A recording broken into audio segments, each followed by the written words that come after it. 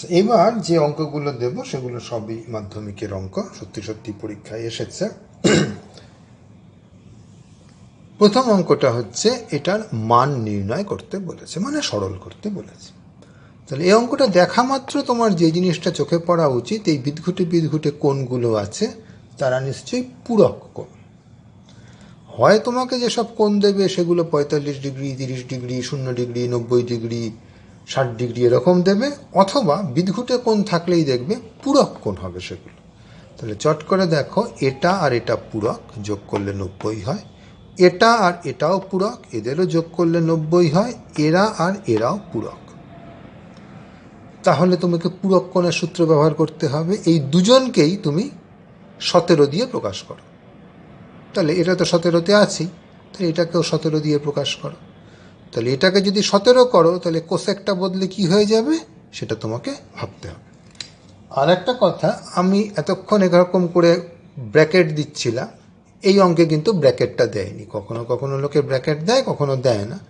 যদি এই tan sign কসের পরে একটাই জিনিস থাকে তাহলে লোকে ব্র্যাকেট আর দেয় না, তাতে একটুখানি খাটনি বাঁচে। তাহলে তোমাকে এইটাকে প্রকাশ করতে হবে এটা দিয়ে। আমি তোমাকে একটু ধরিয়ে দিচ্ছি। 73, তার পূরক কোণ হচ্ছে 17। তাহলে তোমাকে খেয়াল রাখতে হবে কার দলের সাথে কোনটা ছিল। কোসেকের জন্য হয়ে যাবে সেক, ওখানেই তোমায় মনে রাখতে হবে। তার মানে তলাটাও হয়ে গেল সেক 17। তাহলে ওপরেও সেক 17, নিচেও সেক 17, কেটে হয়ে গেল 1। একইভাবে এটাকেও করতে হবে, এই দুটোকেও কিছু একটা করতে হবে, তাহলে উত্তরটা খুব সহজ কিছু একটা আসবে, একদম একটা সংখ্যাতে চলে আসবে উত্তরটা। চেষ্টা করে দেখো। 2 নম্বর অঙ্কটা খুব একই রকম, আরও সহজ আসলে। এইটা দিয়ে বলেছে সরলতম মান এখানে লিখতে হবে, শূন্যস্থান পূরণের অঙ্ক। আবার দেখো বিদঘুটে বিদঘুটে কোণ দিয়েছে 37, 53, এসব দেখেই তোমার মাথায় খেলে যাওয়া উচিত। নির্ঘাত এখানে পূরক কোণের খেলা চলছে, এবং সত্যি এ দুটো পরস্পরের পূরক কোণ। তাহলে এবার দেখো, দুটোকেই একই জিনিস করো, হয় দুটোকেই 37 দিয়ে লেখো বা দুটোকেই 53 দিয়ে লেখো, কাটাকাটি করে খুব সহজ কিছু একটা উত্তর আসবে। এর পরের অঙ্কটা দেখলে বেশ ভয় করবে। বলেছে সাইন 10 থিটা, এটা অক্ষরটার নাম থিটা, হচ্ছে cos 8 থিটা। তাহলে tan 9 থিটা কত হবে? আর 10 থিটা বলেছে ধনাত্মক সূক্ষ্মকোণ। তো এটা নিয়ে আমাদের এখনই মাথা ঘামানোর দরকার নেই। আমরা মাধ্যমিকে সবসময় ধনাত্মক সূক্ষ্মকোণ নিয়েই কাজ করি। তোমাকে যেটা করতে হবে, একদিকে সাইন আর একদিকে কস, এদেরকে কি করে মেলানো যায় তার জন্য তোমাকে ওই পূরক কোণের সূত্রটা জানতে হবে। তাহলে এটাকে আমি যদি পূরক কোণ দিয়ে লিখি তাহলে এটাকে সাইন করে দিতে পারবো। তাহলে এটাকে আমি লিখতে পারবো সাইন 90 ডিগ্রি বিয়োগ 8 থিটা। এটা বুঝলে কি করে করলাম? 8 থিটার জায়গায় পূরক কোণ দিলাম, সুতরাং কস হয়ে গেল সাইন। এতে সুবিধা কি হলো, এখানেও তোমার সাইন আছে, এখানেও তোমার সাইন আছে। এইবার আমি তা থেকে বলবো 10 থিটা সমান 90 বিয়োগ 8 থিটা।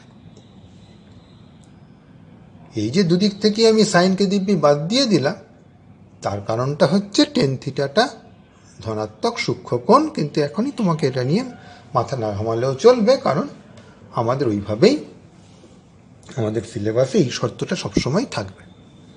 সুতরাং আমাদের সিলেবাস অনুযায়ী যখনই তুমি দেখবে সাইন অফ কিছু একটা সমান সাইন অফ কিছু একটা, তুমি সাইন দুটো দুদিক থেকে বাদ দিতে পারো। একই কথা কসের ক্ষেত্রেও খাটে, একই কথা ট্যানের ক্ষেত্রেও খাটবে। তার কারণ আমরা ধনাত্মক সূক্ষ্মকোণ নিয়েই কাজ করছি মাধ্যমিকের সিলেবাস।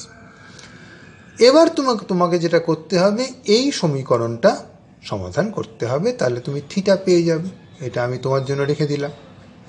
থিটা পেয়ে গেলে 9 থিটা বার করবে, কত? 9 দিয়ে গুণ করে। দেখবে এটা সেই যে বিশেষ কোণগুলো শিখেছিলে, 0 ডিগ্রি, 30 ডিগ্রি, 45 ডিগ্রি, 60 ডিগ্রি আর 90 ডিগ্রি, তার ভেতরে কোনো একটা হচ্ছে। অতএব তুমি জানো ট্যান কত হবে। এই হচ্ছে কায়দাটা। তাহলে একটা অঙ্কের ভেতরে কিন্তু বেশ একটু কয়েকটা জিনিস ঠেসেছে। আচ্ছা, এই অঙ্কটা বলেই দিয়েছে পূরক কোণের অঙ্ক। পি আর কিউ দুটো কোণ, তারা পরস্পরের পূরক, যোগ করলে 90 হয়েছে। তাহলে দেখাতে বলেছে এই জিনিসটার এটা সমান, মানে সোজা কথা এটাকে তুমি সরল করতে থাকবে, করে দেখবে এটাতে পরিণত হচ্ছে। বুঝতেই পারছো সাইন পি আর কস কিউ, এই দুটোর ভেতরে কিউটাকে তুমি পি দিয়ে লিখবে, কারণ ডান দিকে খালি পি আছে। পুরো জিনিসটাকে তুমি খালি পি দিয়ে লিখবে। তাহলে কস কিউকে তুমি কি করে লিখবে? সাইন পি করে দেবে, কারণ এটার পূরক কোণ পি। যেই পূরক কোণে গেলে কস হয়ে যায় সাইন, সাইন হয়ে যায় কস, তাহলে এটা হয়ে গেল সাইন পি। তাহলে সাইন পি ভাগ সাইন পি কেটে 1, এগুলো। এখানেও তেমনি কস কিউ এর জায়গায় সাইন পি লিখবে, এদিক ওদিক নাড়াচাড়া করলেই দেখবে তোমার কস স্কোয়ার পি চলে আসবে। এবারের অঙ্কটা দেখতে খুব বিদঘুটে লাগবে, মানে এটা বোঝা কঠিন, কিন্তু অঙ্কটা আসলে খুব সোজা। এক্স বলেছে এ গুণ সেক থিটা, এ একটা সংখ্যা, থিটা কোনো একটা কোণ, আর ওয়াই হচ্ছে বি গুণ ট্যান থিটা। তাহলে তোমাকে বলেছে এক্স আর ওয়াই এর মধ্যে একটা সম্পর্ক বার করতে হবে যার মধ্যে কোনো থিটা নেই। তা একটু ধরিয়ে দিই, তুমি যেটা করবে দুটো থেকেই তুমি থিটাটাকে বিদায় করে দেবে। কিভাবে করবে? সেক থিটা হচ্ছে এক্স ভাগ এ। একইভাবে এখান থেকে তুমি ট্যান থিটাকে লিখতে পারবে। এইবার সেক থিটা আর ট্যান থিটার মধ্যে একটা সম্পর্ক তুমি পাবে। ওই যে আগের ভিডিওতে তোমাকে অনেকগুলো সম্পর্ক বলেছিলাম, পিথাগোরাস জাতীয় সম্পর্ক যেগুলো বলেছিলাম, তার ভেতরে একটা সম্পর্ক দেখবে আছে সেক থিটা ট্যান থিটাকে নিয়ে। সেইটা সরাসরি প্রয়োগ করে দিলেই এক্স আর ওয়াই এর মধ্যে তুমি একটা সম্পর্ক পেয়ে যাবে। এবারে তোমাকে বলেছে সাইন থিটা ভাগ এক্স হচ্ছে কস থিটা ভাগ ওয়াই। তাহলে তোমাকে এই জিনিসটা দেখাতে বলেছে।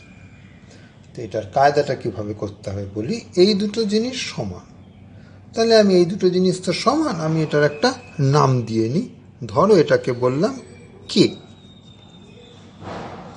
তাহলে আমি এক্সকে থিটা আর কে দিয়ে যদি প্রকাশ করি তাহলে তুমি কি পাবে? তোমাকে দেওয়া আছে সাইন থিটা ভাগ এক্স সমান কে। আমি খালি এইটাকে দেখছি।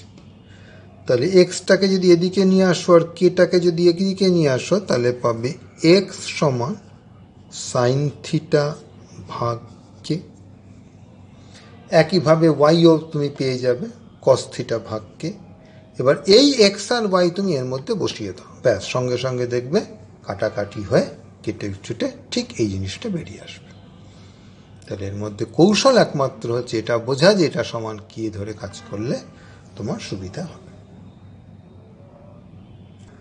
এবার বলছে কস স্কোয়ার থিটা বিয়োগ সাইন স্কোয়ার থিটা হচ্ছে হাফ। তাহলে ট্যান স্কোয়ার থিটা কত? এখানে তোমাকে সেই যে পিথাগোরাস জাতীয় যেগুলো সম্পর্ক শিখেছিলে তার মধ্যে একটা ছিল সাইন স্কোয়ার থিটা যোগ কস স্কোয়ার থিটা হচ্ছে 1। সেখান থেকে তুমি পেয়ে যাবে সাইন স্কোয়ার থিটা হচ্ছে এই কস স্কোয়ার থিটাকে এদিকে নিলে বিয়োগ কস স্কোয়ার থিটা। তাহলে তুমি করো কি, এর মধ্যে সাইন স্কোয়ার থিটার জায়গায় এটা বসিয়ে দাও, তাহলে তুমি একটা সমীকরণ পাবে যাতে খালি কস স্কোয়ার থিটাই আছে। তা থেকে সমাধান করে তুমি কস স্কোয়ার থিটা পেয়ে যাবে।